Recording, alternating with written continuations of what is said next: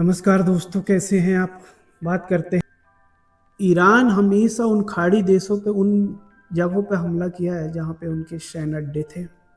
दूसरी चीज, अब ईरान उन हमला कर रहा है जहां पे उनके वाटर टैंक है। आप जानते होंगे कि दोस्तों, जिस तरह भारत में पानी की कोई दिक्कत नहीं है, वैसे ही खाड़ी दे भावना थी सम्मान और देने की वो, और हमेशा लोगों को शक की नजरों में उन्होंने डाल दिया। वो खुद के घरों में डोनाल्ड ट्रंप घिरते जा रहे हैं। वहां पर हमेशा स्ट्राइक हो रही है, 6 से 7 लाख लोग रोड पे निकल रहे हैं। ट्रंप के जो काम है वो दुनिया के लिए खतरे हैं, और खुद सबसे ज़्यादा खुद के देश में वो घिरते जा रहे हैं। उनकी सरकार घिरती जा रही है। उनके काम हमेशा उल्टे ही रहे। वही वो इस समय दुनिया को उन्होंने परेशान करके रखा हुआ है। अभी भी आज उनने जो बयान दिया है वो शायद बेतुका भी हो सकता है या बहुत ज़्यादा दिक्कत वाला भी हो सकता है, और दुनिया को एक बहुत बड़ी प्रॉब्लम्स में डाल सकते हैं डोनाल्ड ट्रंप। और उनके जो बयान रहते हैं और उनके काम हमेशा बेतुके ही हैं, जिनका कोई महत्व नहीं रहता। एक्चुअली दोस्तों, सबसे मेन लड़ाई है ऑयल और तेल की। उन्होंने जितने भी खाड़ी देश है उनको प्रॉब्लम में डाला है सबसे ज़्यादा। वहीं यूरोप के देशों को भी प्रॉब्लम में डाला है। भारत की स्थिति तो उतनी ज़्यादा परेशान नहीं है, क्योंकि भारत के संबंध इजराइल और ईरान दोनों से अच्छे। तो उन्होंने जो हार्मुज स्टेट है वहाँ से ईरान का जहाज़ तो निकलने दे रहा है। वही हमने एंगोला से भी तेल खरीदने की बातें चल रही है। आप समझ सकते हैं कि अगर अमेरिका ऐसे ही चलता, अभी उन्होंने कहा वेनेजुएला में उन्होंने एक ऐसी सरकार बैठा दी जो उनके हिसाब से चलती है। आप जानते हैं उसका कारण सिर्फ एक है कि वेनेजुएला में सब जहाँ पे उनके वाटर टैंक है। आप जानते होंगे कि दोस्तों, जिस तरह भारत में पानी की कोई दिक्कत नहीं है, वैसे ही खाड़ी देश यूएई, ईरान, बहुत सारे खाड़ी देश हैं, उनमें पानी का शॉर्टेज है। वहाँ पे समुद्र के पानी को फिल्टर करके वो वाटर टैंक बना के फिल्टर करके पीते हैं। वहाँ उतना ही कीमती है जितना कीमती भारत में पेट्रोल और डीजल। तो अब क्या है कि अब जो है ईरान के ऊपर हमला करके अमेरिका ने जितने भी खाड़ी देश हैं, अब क्या कर रहे हैं, अब वो सीधा क्या करेंगे, हथियार खरीदेंगे। कहाँ से? अमेरिका से। उनने अपनी व्यवस्था बनाई है हमेशा के लिए, वो सिर्फ अपना फायदा देखते हैं। वहीं उनके नाटो देशों से डोनाल्ड ट्रंप का कुछ सही चल नहीं रहा। सबसे ज़्यादा फ्रांस के राष्ट्रपति पर कमेंट करते हैं, उनसे उल्टी सीधी बातें करते हैं, उनसे नाराज है क्योंकि उन्होंने युद्ध में आने से मना कर दिया। क्या अमेरिका इतिहास दोहरा सकता है दोस्तों? आज के बयान से ऐसा लगता है कि हम ईरान को एक रात में खत्म कर सकते हैं। वो दिन कल भी हो सकता है।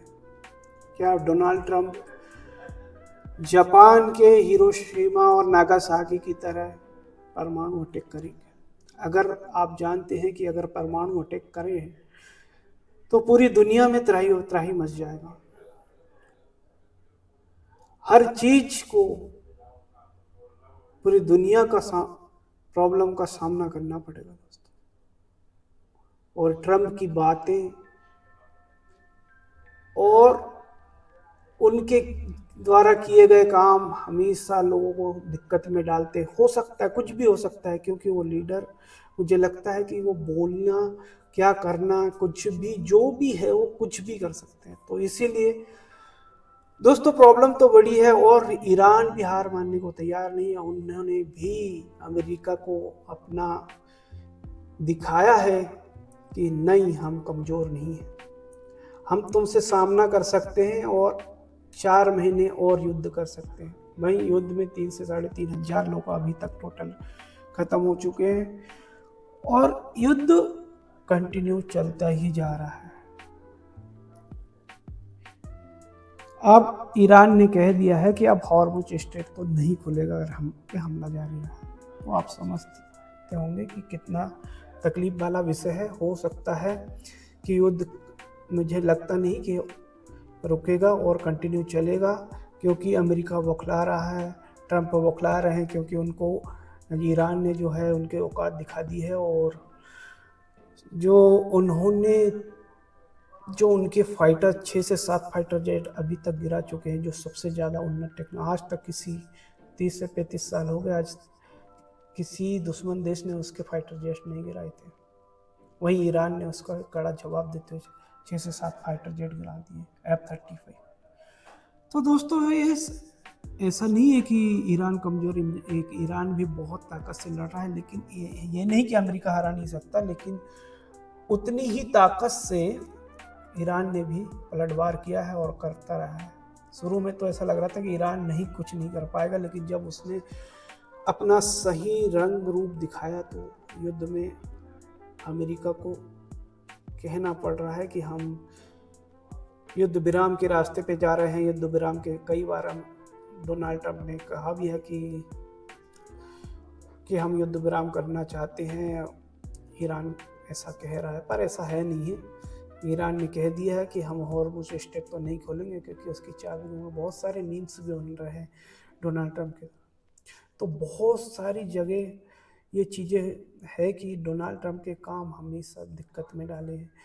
दुनिया में कभी कभी कुछ ऐसे नेता आते हैं दोस्तों, जो मानव जीवन को खतरे में डालते हैं, और वही डोनाल्ड ट्रंप है।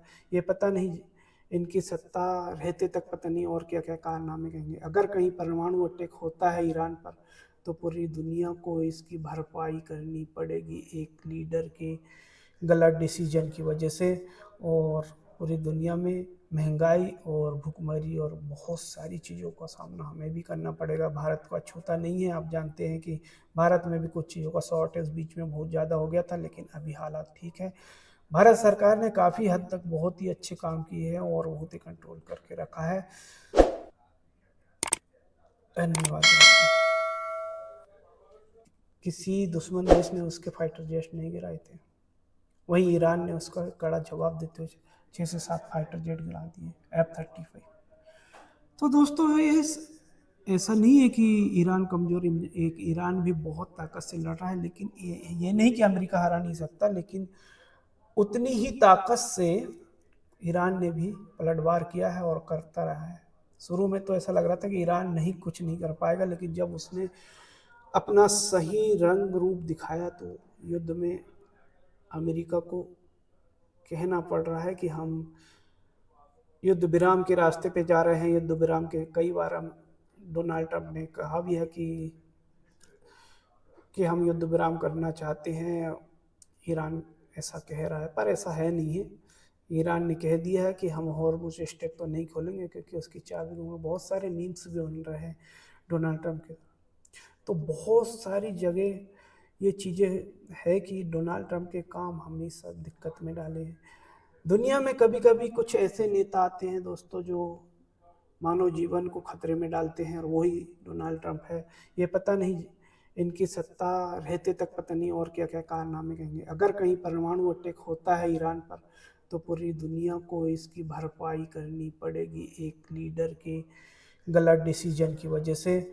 और पूरी दुनिया में महंगाई और भुखमरी और बहुत सारी चीज़ों का सामना हमें भी करना पड़ेगा। भारत को अछूता नहीं है। आप जानते हैं कि भारत में भी कुछ चीज़ों का शॉर्टेज बीच में बहुत ज़्यादा हो गया था, लेकिन अभी हालात ठीक है। भारत सरकार ने काफ़ी हद तक बहुत ही अच्छे काम किए हैं और बहुत ही कंट्रोल करके रखा है। धन्यवाद दोस्तों।